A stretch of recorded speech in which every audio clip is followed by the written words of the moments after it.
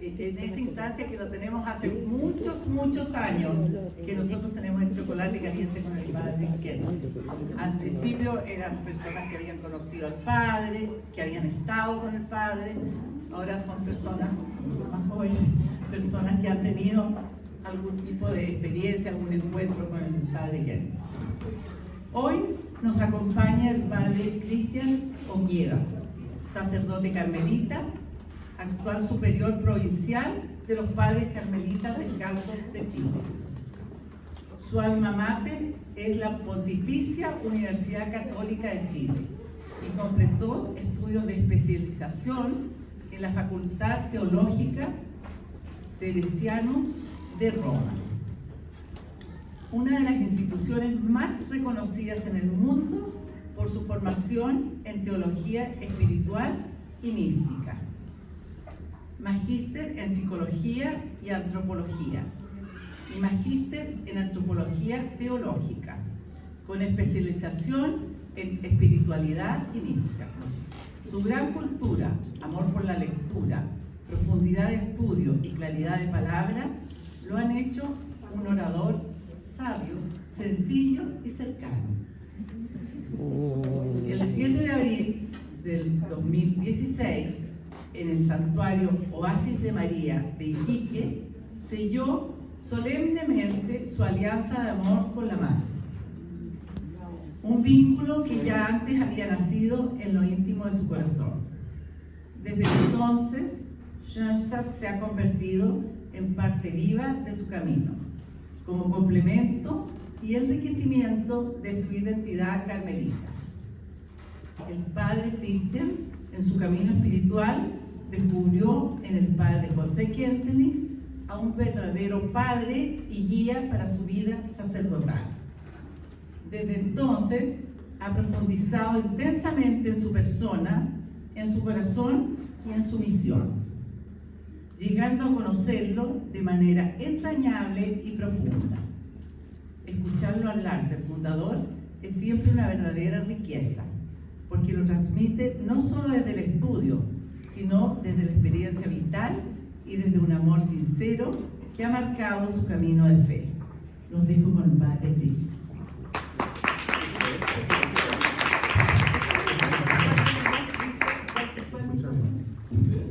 Creo que no voy a estar a la altura de ese currículum que antes de un protocolo.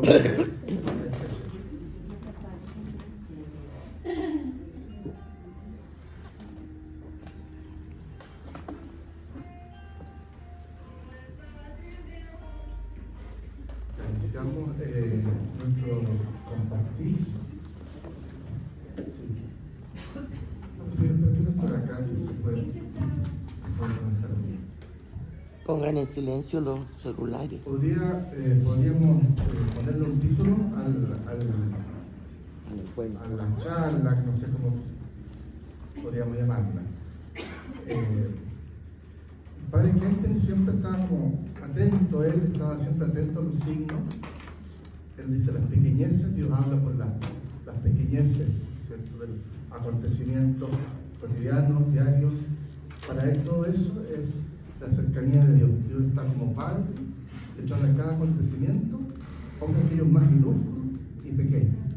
Y nos invita a nosotros a desarrollar, despertar una sensibilidad para reconocer esa presencia, no cualquier presencia, sino una presencia paternal, que está detrás de todo aquello que nos acontece en la vida concreta, diaria. Y no solo como cualquier padre podría estar, ¿no es cierto?, sino que como Padre misericordioso, de modo eminente, un amor que sale al encuentro de su Hijo, como Padre bondadoso. Dios es Padre, Dios es bueno en todo lo que Él hace, y todo para Él era todo. Ahora bien, esta experiencia que Él fue teniendo es todo un misterio, y por eso, vuelvo a lo que decía al principio, podríamos titular este compartir, a propósito de lo que acabo de escuchar la hermana Silvia, podríamos compartir el título diciendo así: la paternidad sana, y solo la paternidad sana profundamente el alma. En el orden del ser, toda criatura, toda creación viene de una fuente originaria, que es el Creador, el Padre. Incluso en la Trinidad, cuando hacemos estudios de teología, los sacerdotes, y sobre todo los teólogos que se dedican a la ciencia teológica académica, nos dicen, está el Padre, ¿no es cierto?, el Hijo, el Espíritu Santo, el Hijo unigénito, el Espíritu, el Padre increado, la misma dignidad, no son tres dioses, un solo Dios, por supuesto, la misma dignidad, la misma divinidad, pero se habla aún en la Trinidad, en teología, de la monarquía del Padre.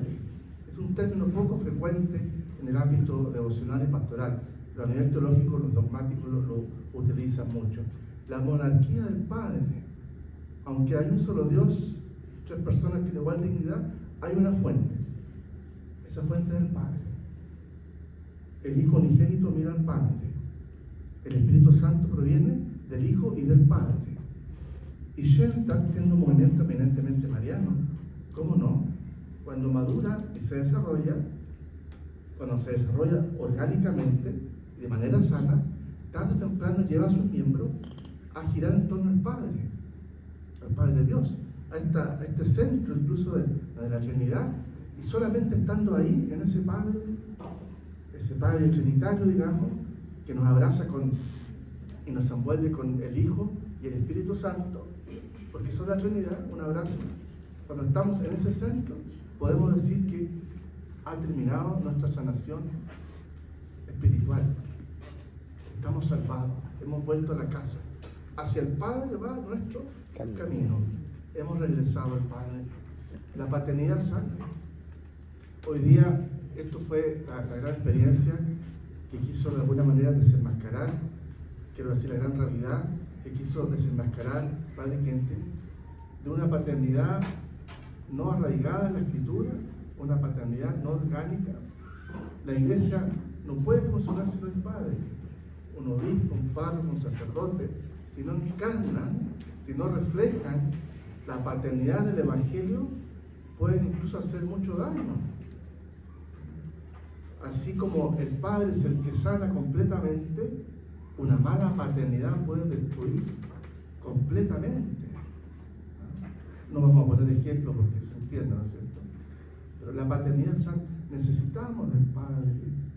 La Virgen María, la pequeña sierva, gira en torno al Altísimo, el Padre, y canta, en el Magnífica lo sabemos, la misericordia del Padre. Se sabe pequeña sierva, pero se sabe segura en los brazos y reposa en ese Dios Altísimo, que es como Padre, es un Padre.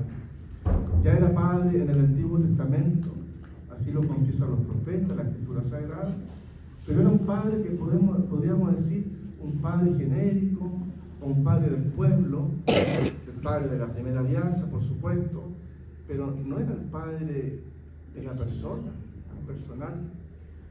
El Padre Kentenich habla de una paternidad general, que la encontramos obviamente en los rasgos del Dios del Antiguo Testamento, pero sobre todo luego va a decir, hay una paternidad especial que está en el Nuevo Testamento, una providencia paterna especial en el Antiguo Testamento. Más aún, él va a acentuar una providencia especial, extraordinaria, de modo extraordinario, que se ve reflejada en el Nuevo Testamento y en los rasgos de Cristo. Jesús es el rostro del Padre, sabemos por el Evangelio. Quien me ve a mí, ve al Padre. Bueno, todo este mundo que se abre fue una gracia carismática que recibió el niño José Kentenich, huérfano, sin padre. Hay algunas poesías que recuerdan, ¿no es cierto?, su paso doloroso por el internado, solo en un rincón triste, llorando esa orfandad, alejado incluso de la comunidad, porque si no hay padre, no hay comunidad, no hay fraternidad. Hoy día, en una cultura que se dirige contra el padre y lo que se hace o elige como un ídolo es la fraternidad, el igualitarismo, eso no es una sociedad que pueda subsistir ni antropológicamente, menos teológicamente. Incluso en la Trinidad hay una monarquía del Padre. Jesús va a decir, Cristo, el Padre es más que yo, el Padre es más que yo. Vengo del Padre y voy al Padre. No hago nada sin el Padre. Bueno, esta es la experiencia, creo yo, que el Padre Kentenich nos viene a regalar. Él que fue huérfano, no tuvo padre, un padre que no lo quiso reconocer, dicen los historiógrafos, que pidió incluso, me imagino que con angustia, ese reconocimiento, lo que significaba en aquel tiempo no tener un padre, no ser reconocido, un hijo, ¿no es cierto?, natural, y otras palabras peores que no voy a repetir, llorando, y se le niega la paternidad. Tendrá que educarse como un hijo natural, sin padre, un guacho, diríamos en Chile, un huérfano. Bueno, en ese pobre la gracia ha reposado, porque solo el que no ha tenido padre y a quien se le ha negado el ser hijo podrá luego comprenderse qué significa este don de la paternidad para reflejarlo y vivirlo luego en plenitud. Y este padre, José Kentenich, sacerdote, luego llega a ser el padre. Hablamos así de el padre. Es una experiencia que tuvieron muchas personas que obviamente vivieron bajo su paternidad pastoral, lo que sigue, que trasciende de alguna manera, porque son experiencias carismáticas del Espíritu, que está más allá del orden temporal natural. Padre Kentenich dice tantas veces, ¿no es cierto?, que si el hombre no se arraiga en el mundo sobrenatural, si no logramos echar raíces profundas en ese orden de Dios, siempre estaremos huérfanos, siempre estaremos guachos, estaremos heridos, porque estamos creados para ese nido originario.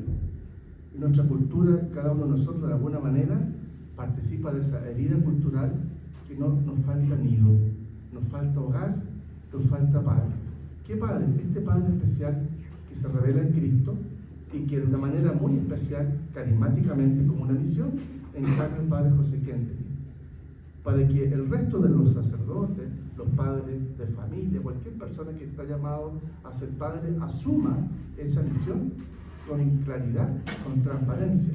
A él de modo especialísimo, a través de un carisma que hace que esa paternidad se eleve de alguna manera más allá de un orden meramente natural.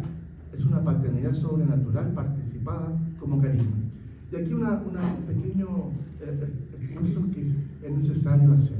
Hoy día en una ideología del igualitarismo, en una ideología casi de demagogía, podríamos decir, de la fraternidad como único horizonte, sin la referencia a una autoridad, a un autor, a una paternidad, hay que recalcar que hay figuras que tienen que ser necesariamente, porque así está escrito en el orden del ser, necesariamente de ancla.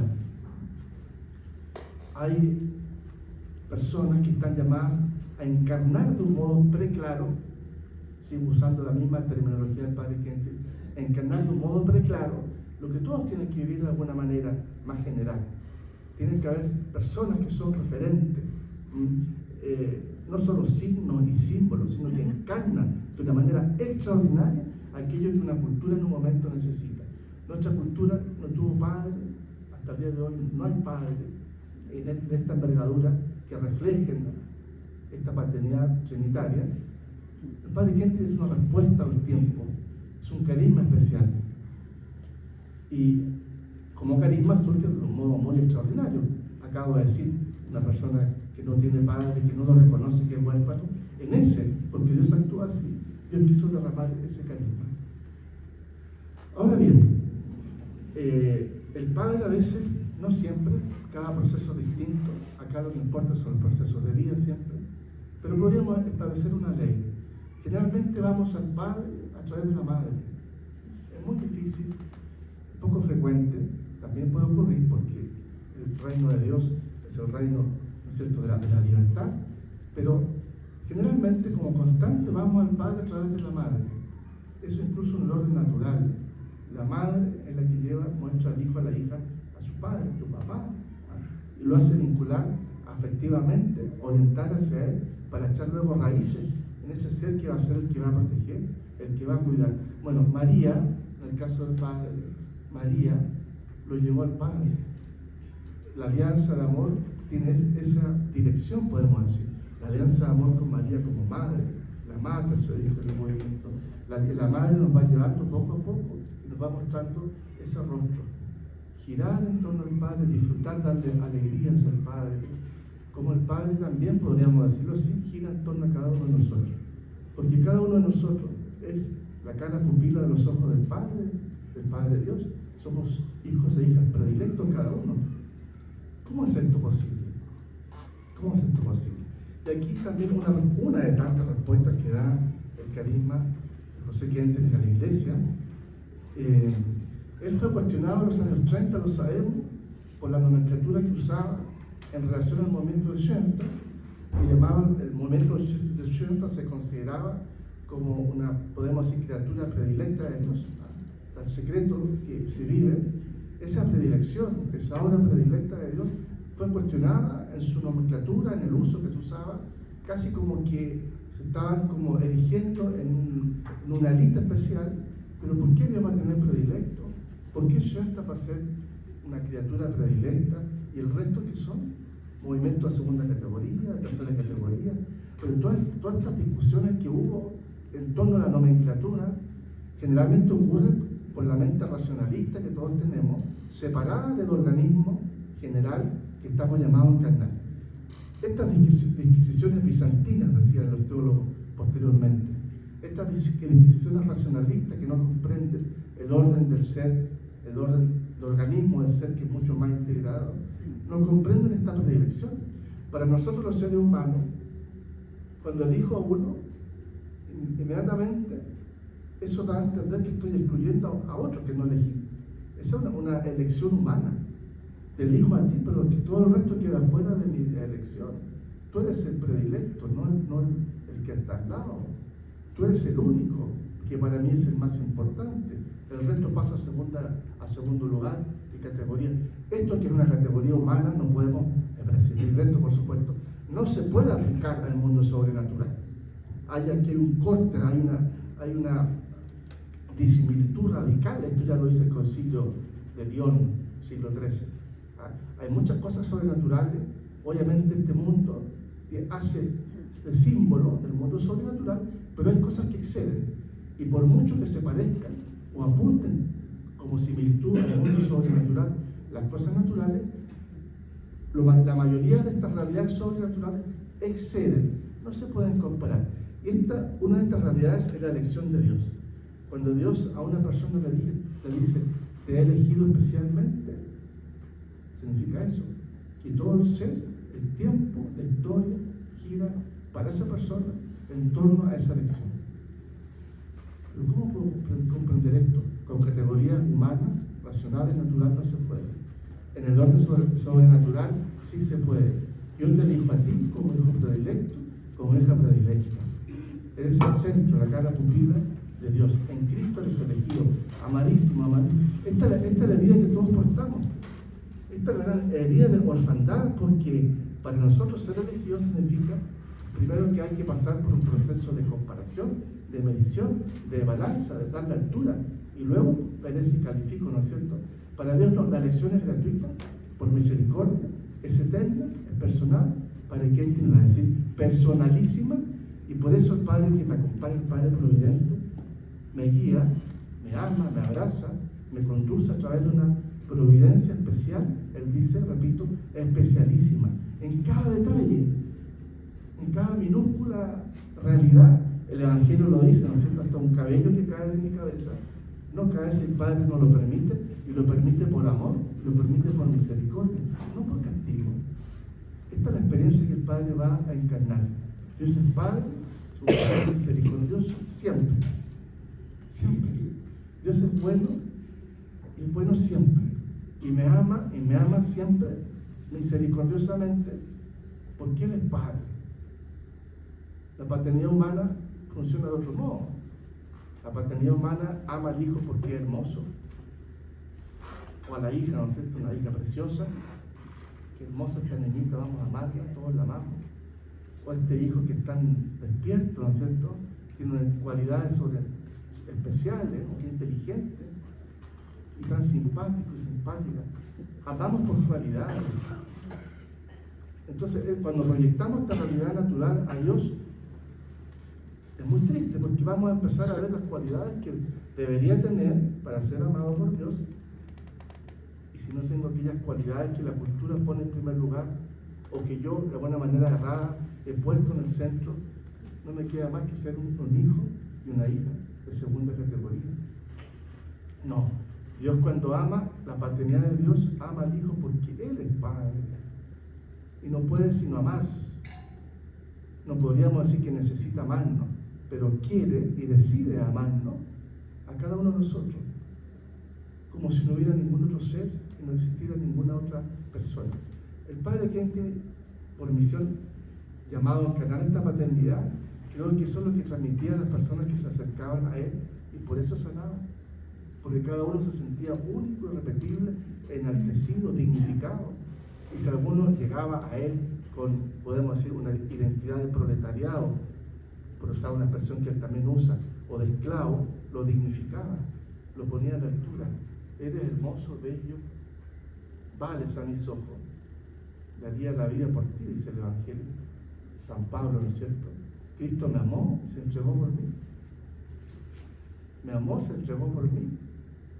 Y esto lo repiten todos los santos. El Padre cuando va y decide libremente ir a Dachau, ¿qué está detrás de esa entrega del 20 de enero, muy conocida, ¿no es cierto? Es esa entrega por la familia. Estoy dispuesto a entregar mi libertad exterior, lo más probable es que había una alta probabilidad que yo pueda morir, y estaba dispuesto a morir, pero para que los hijos, las hijas, experimenten esa libertad interior que solamente experimenta una persona que se sabe amada, aquí, siempre, incondicionalmente. La santidad es un fruto de recibir ese amor. No es una condición para ser hijo. La santidad, podemos decir, es la añadidura, bien lo que digo. Una vez que me he experimentado y me sé amado por este Padre, en Cristo y su Espíritu, luego podré dar frutos de santidad y de justicia. Esta es la buena nueva, que es la de siempre. No ha cambiado, pero a veces, como decimos, el árbol no deja ver el bosque, o no sé cómo han dicho, ¿verdad? Pero bueno, esta es la verdad. Cuando se entra en la alianza con María, me gusta repetirlo en este momento, y si me dejo arrastrar por esa alianza, debe ir apareciendo el Padre. Y el Padre que entra es ese signo preclaro de la paternidad divina. Es que hay muchos padres, por supuesto, pero hay una paternidad como carisma.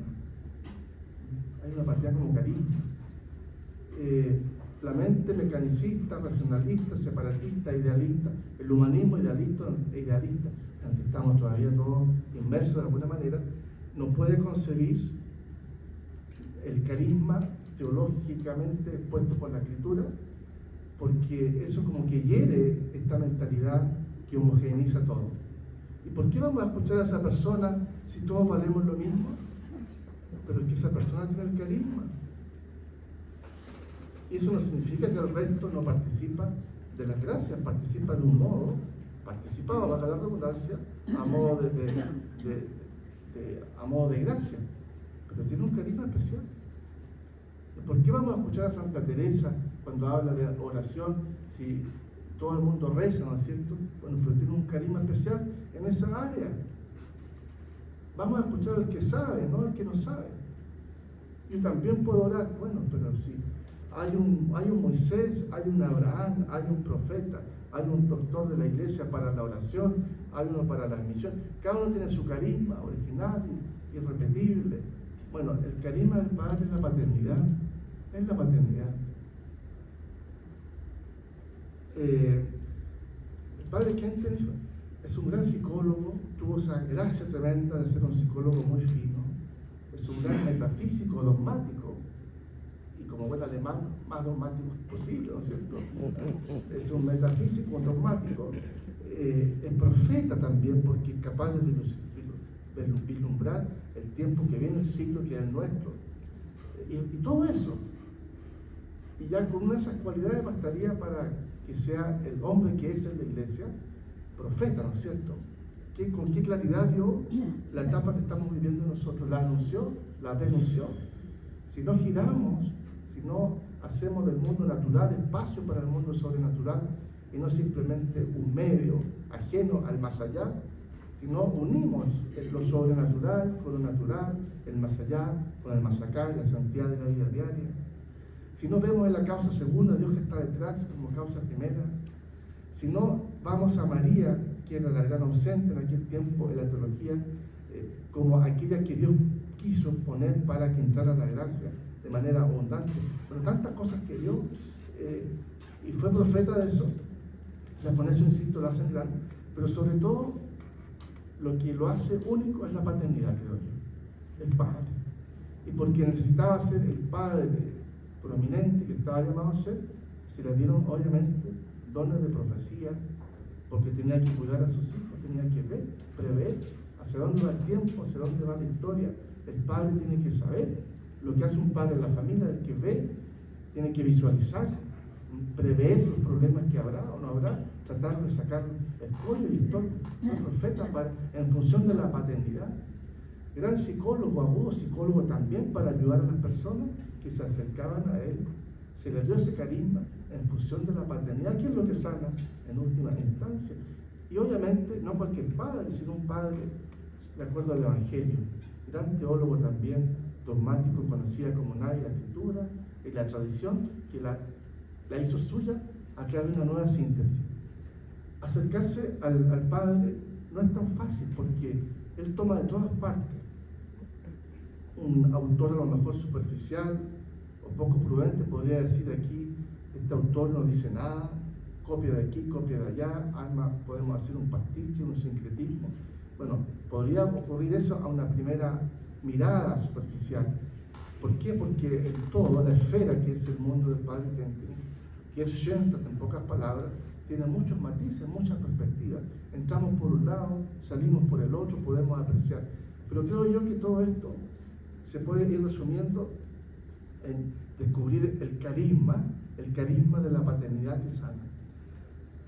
Ahora bien, una de las cosas también de las que él fue profeta es este padre que actúa en la historia, actúa a través de los profetas, de Moisés, Abraham, ¿no es cierto?, en Cristo de modo eminente, y sigue actuando a través de la iglesia, en la historia y a través de nosotros. Dios actúa en la historia, interviene en la historia y hace que nuestra historia profana, a veces una historia de pecado, muchas veces, se transforme en historia de salvación. Y esto es lo que le gusta hacer a Dios. Toma historias rotas para transformarlas en historias transparentes, de gracia, de gloria, para cantar su misericordia. Estamos para eso acá, descubrir la misericordia y que Dios nos rescate de los egiptos que cada uno tiene.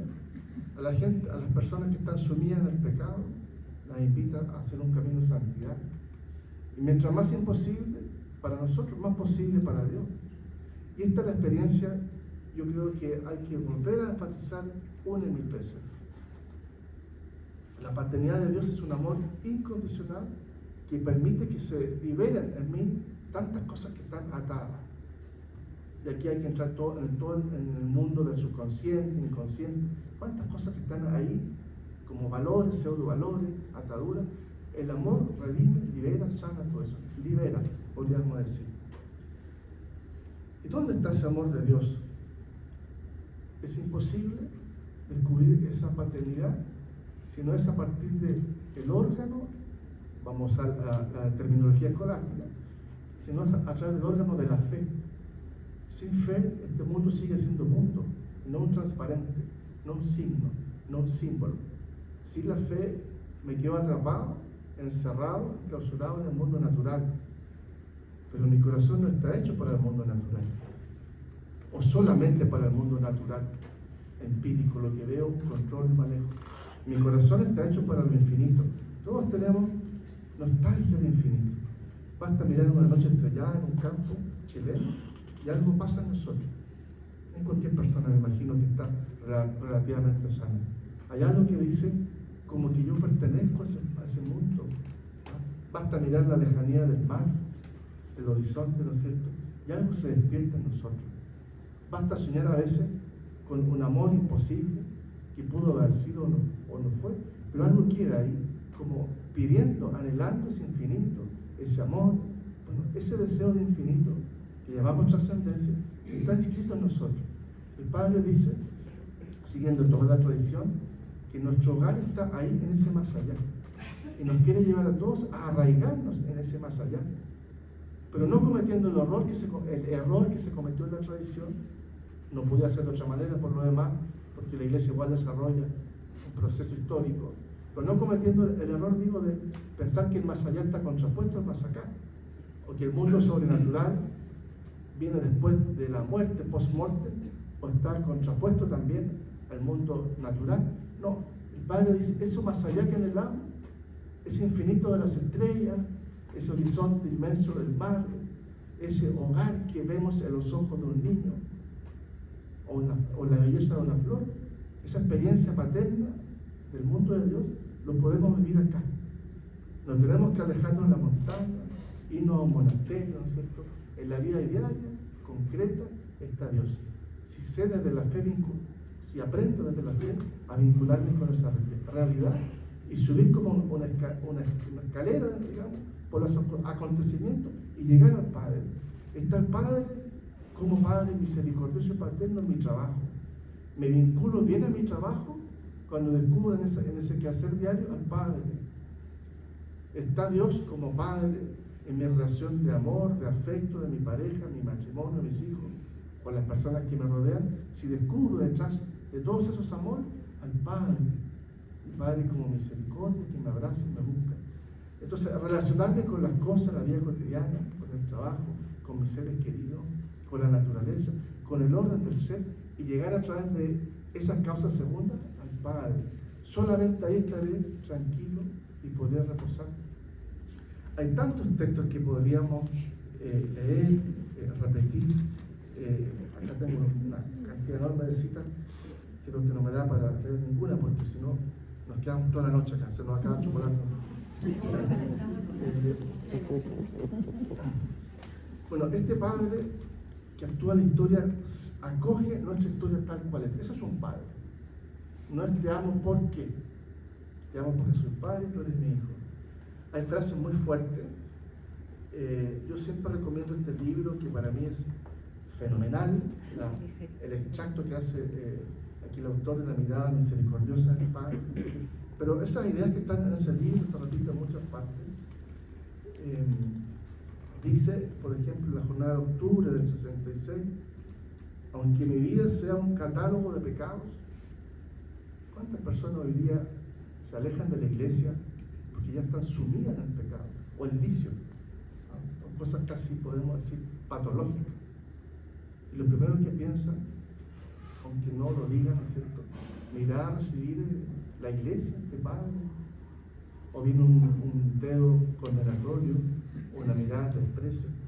El Padre dice, aunque mi vida sea un catálogo de pecados, Dios me recibe siempre con un catálogo de misericordia. Tenemos toda la tradición de la iglesia donde abundó el pecado, se abunda la gracia, ofrecer disculpa que mereció el Redentor, para que entre y sigue incorporando a esa tradición expresiones parecidas, aunque mi vida sea una serie ininterrumpida de pecados, y mi vida no sea sino una secuencia, y un pecado siga a otro pecado, que dice, con mayor razón, y precisamente por eso el Padre sale como Padre a acoger a ese hijo que se ha herido a sí mismo, que está herido, que está llagado en su espíritu, en su alma, en su ser interior, como Padre. La parábola del Padre misericordioso de Jesús, ¿no es cierto? Pero hecho vida, hecha historia, hecha presente para nosotros. Todas nuestras miserias, debilidades, pecados, lo enfermo, aunque sean tan numerosas como las arenas del mar, terribles puntos negros, Dios sabe qué cosas más. Basta que los reconozcamos para descubrir en ellos qué está detrás de eso. Aquí volvemos a lo que el Padre repite. Detrás de cada acontecimiento siempre está el Padre misericordioso paterno. Si yo logro entrar en mi miseria, en mi pecado, en mi incoherencia, lo que sea, lo más negro, que no soy capaz de reconocerlo ni siquiera a la persona más íntima, si logro entrar, ¿qué está detrás de eso? Esa realidad pura, esa soledad, esa vergüenza, humillación, está el Padre, no condenando, no haciendo juicio, acogiendo, abrazando, sobre todo al hijo y a la hija que más lo necesita. Esa es la paternidad, que no deja de amar, siempre va a amar. y a cada uno como si fuera la única criatura del mundo, como lo es de buena manera desde el punto de vista teológico.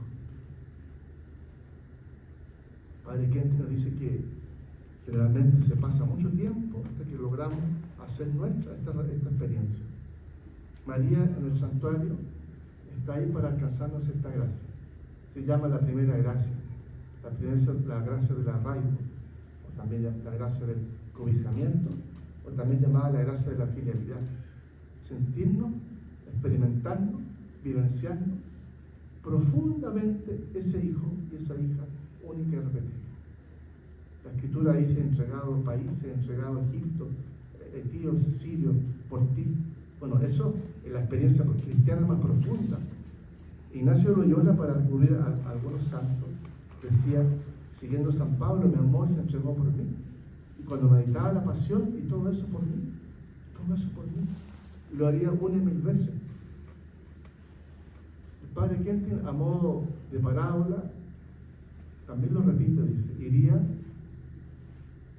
cuantas veces fuese necesario al campo de concentración, con tal que la familia tenga libertad, la experiencia de sentirse hijos e hijas. Esa es la libertad de los hijos de Dios. ¿Qué importa mi libertad exterior? Lo importante son los hijos o las hijas. Estoy dispuesto a entregar mi vida para que ellos experimenten esa libertad, esa experiencia, esa fidelidad, ese arraigo, y que llegue a ser tan profundo que se transforme mi personalidad, como se transformó la del padre, de un ser huérfano, a alguien que fue capaz de cobijar a miles, a cientos, como padre.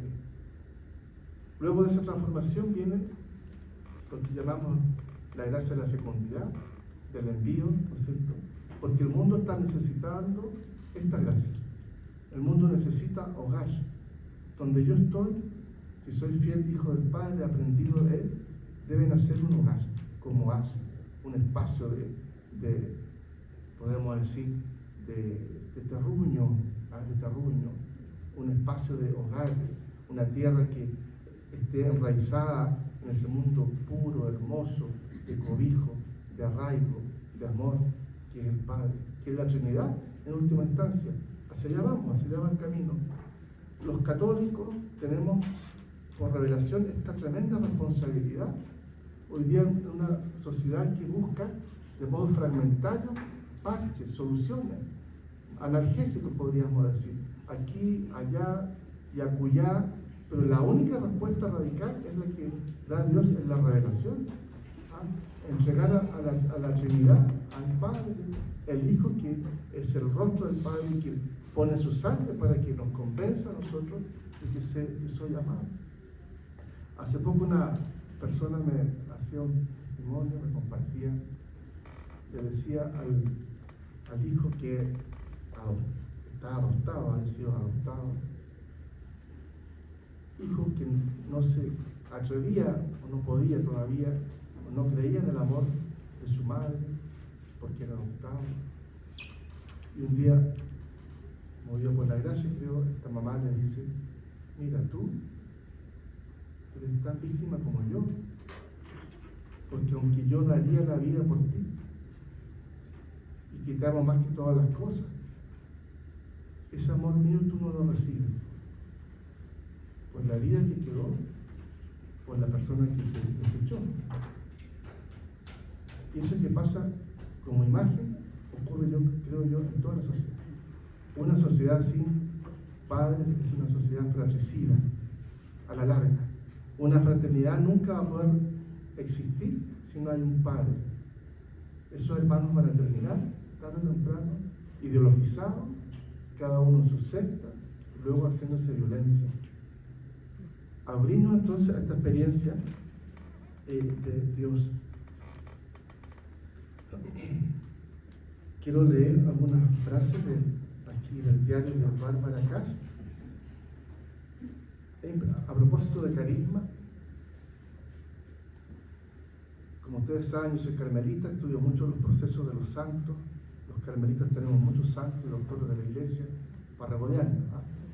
Y en Chile tenemos a la Teresita de los Santos. Ella a los 7 años comienza un camino de purificación, de iluminación, de conversión, transformación. A los 19 años muere santa como una verdadera mística como los grandes místicos de la Edad Media. Si en poco tiempo, a los 19 años, ya una persona que llega a la plenitud, cosas que la mayoría, podemos decir, como alargan su proceso. Y acá en Shelton tenemos a Bárbara Casta, su diario. Creo que es mucho más impresionante que la Teresita de los Andes, en este sentido, que en apenas 2 años, no sé si más o menos, pero alrededor de 2 años, incorpora de alguna manera la gracia de Shelton, de carisma, pero de una manera increíble. En 1 año, 2 años. Tremendo esto. Si ya 19 años, alguien que desde niña trabaja una espiritualidad con mucha fuerza, ya es un prodigio de la gracia. De 1 año y medio, ¿qué pasó ahí? ¿Sabes la respuesta del Padre Kenton para estos casos? Es el don de sabiduría del Espíritu Santo. Padre dice, alma de mi alma, si queremos que nuestro proceso de filialidad crezca y se arraigue profundamente, pidamos el don del Espíritu, el don de sabiduría. El don de sabiduría me hace, de alguna manera, pregustar el mundo sobrenatural, el mundo de Dios. Y degustar, podemos decir, todas estas gracias increíbles. Dice Bárbara, en su diario, tiene unas cosas preciosas, esta pequeñita joven.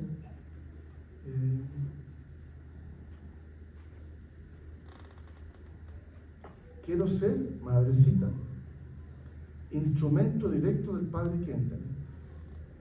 Instrumento directo para su obra. El Padre desde el cielo sigue guiando y conduciendo su obra.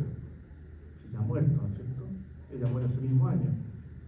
Quiero ser un instrumento directo en sus manos. Y aquí una frase que solo lo dicen los santos o personas que ya han madurado mucho en su vida espiritual: que pueda pedirme hasta lo último para su obra, que me sienta a su entera disposición. Para esto debo empaparme activamente del Espíritu del Padre y tener también un contacto vivo con Él. Tiene mucho más texto, no voy a seguir. Empaparme activamente y ser prolongadora, va a decir más, prolongadora de esta visión, de este corriente, de este carisma, de esta obra del Padre, que a la vez se sabe como instrumento de María. Sabemos que es María la que ha orado e intercedido esta gracia, esta corriente de gracia en la historia. Somos todos instrumentos, el Padre primero. Bueno, asumir este espíritu profundamente a partir de una experiencia del don del Espíritu Santo que podemos pedir. Mientras más nos demoremos en este camino, más lejos estaremos de la plenitud que anhelamos y ansiamos. Para llegar al Padre hay que beber el cáliz de Cristo. Voy al Padre, dice Jesús, ¿no es cierto?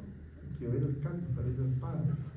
Si no quiero beber el cáliz, estoy desconfiando que en el fondo de ese cáliz está el abrazo del Padre.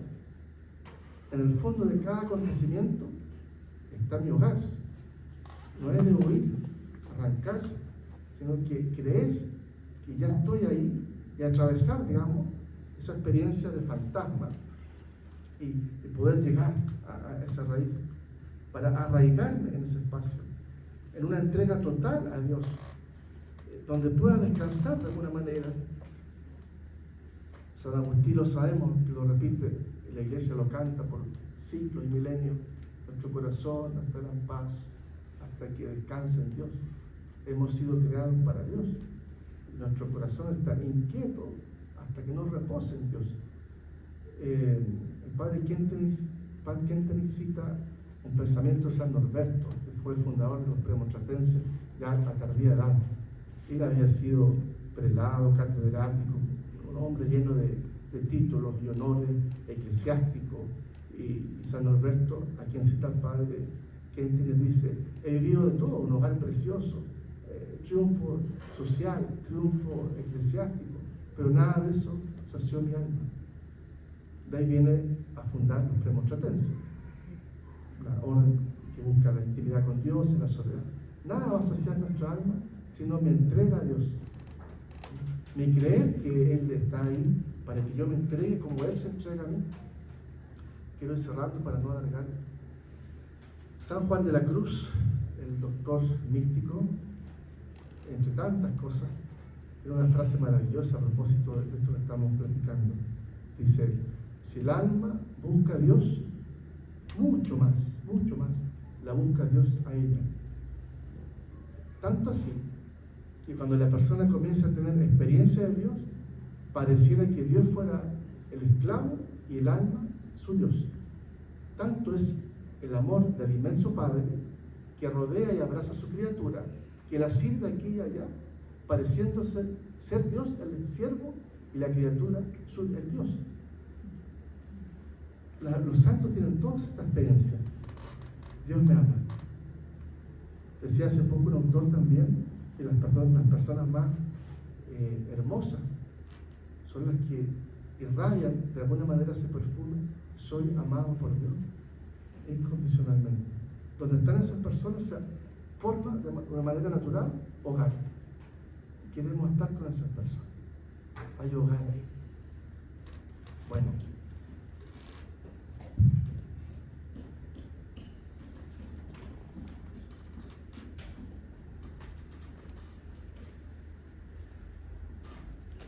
todo lo que sucede en mi vida es un toque de las manos paternas de Dios, manos cariñosas.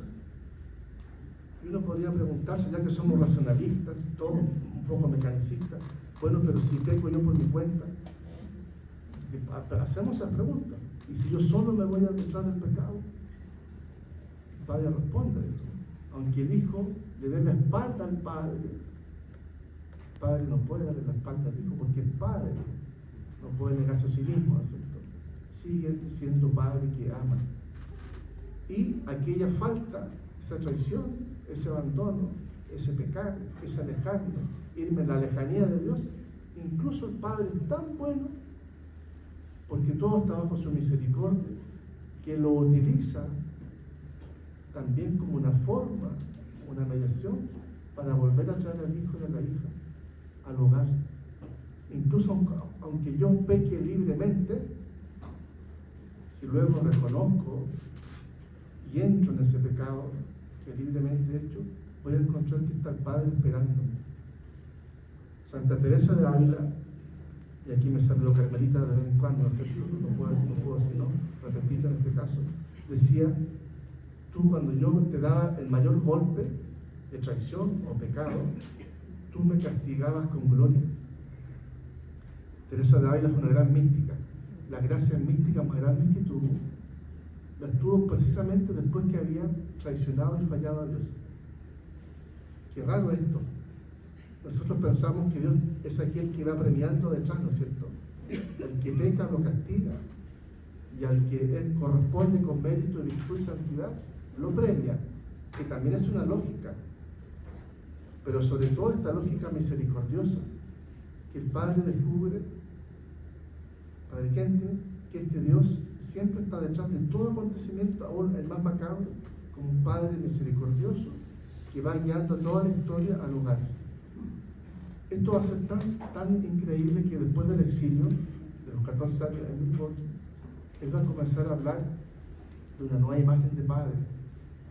Pero ¿cómo si ya viene hablando de esto desde los años 20, desde la Alianza, el 14, el 30?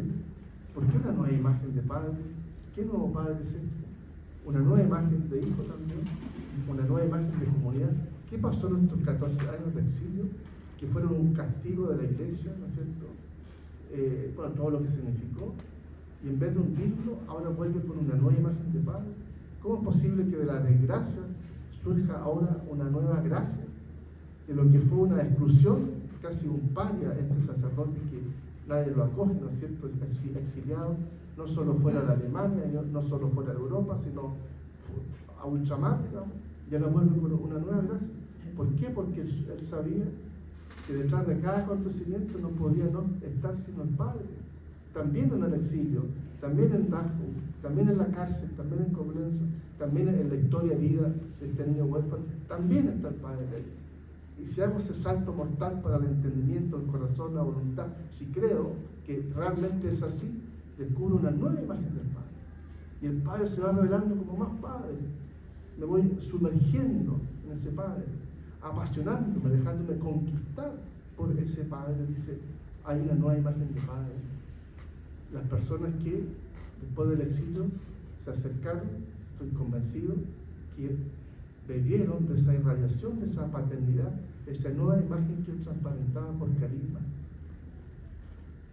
Bueno, de este Padre, ¿quién tenemos? Y en Él podemos vislumbrar a este Padre eterno, en torno al cual Jesús no podía sino girar en torno a Él. Vamos a Jesús ahora. Hago todo lo que veo del Padre vengo, del Padre voy, el Padre no me deja nunca solo, el Padre está en todas las cosas. Bueno, esa es la experiencia. Si no tomamos lo que la revelación nos regala, el carisma que tenemos, vamos a tener que ir a mendigar a puerta ajena, como decía Juan de la Cruz, pequeños mendrugos de consuelo por aquí, un parchecito para miseria, un analgésico por allá. Yo he estudiado mucho psicología, antropología, otras cuestiones, ahí está el currículum, ¿no? Pero en realidad lo importante es esto, es la experiencia teológica, es la espiritualidad. Lo otro son cosas para las que la gente no crea, que no cree, que utiliza, ¿no es cierto? Ayuda a muchas cosas, pero lo único que sana, por eso es revelación, o si no, no habría revelación, inventaríamos nosotros la teología. Lo único que sana es el misterio de la Trinidad, y dentro de esa Trinidad, el Padre, la monarquía del Padre. Que María nos alcance esta gracia en el santuario, donde se produce esta alianza entre nuestra miseria y la misericordia. Mi impureza, por radical que sea, y su pureza. Mi infidelidad, aunque sea la más honda y traidora como la de Judas, con la fidelidad de Dios. Esa es la alianza, esa es la puerta. Esta es la irrupción de gracia que entró en la historia. Pero no hay que ir a buscarlo, ¿no es cierto?, a los monasterios, está en medio de nosotros, está en nuestra vida cotidiana. El Dios que obra no solo en el corazón, los místicos del Carmelo son expertos en eso. Dios está en el corazón, en la habitación trinitaria, en mis emociones, en lo que siento, me habita. Padre que entra, dice el Dios de los altares, por supuesto, del corazón, pero este Dios que sale también en cada acontecimiento, en cada minucia, que ahí me encuentre en la realidad. La realidad no me aleja, me acerca, pero con estos ojos nuevos que nos regala el Padre. Él descubrió eso, ¿no es cierto?, atento al tiempo. Termino con una frase. Lo que yo valoraré será solamente la misericordia del Padre. El Padre ama al Hijo porque Él es Padre, extraordinariamente misericordioso.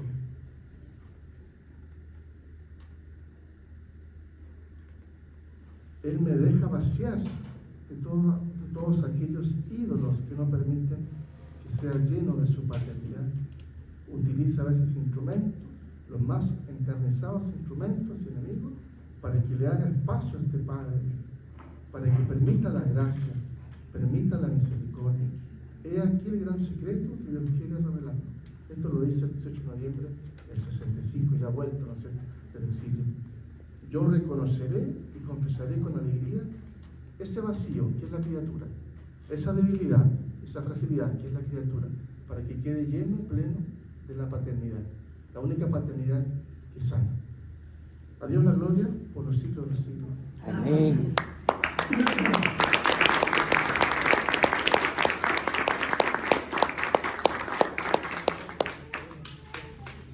Tendríamos que rezar un Padre Nuestro.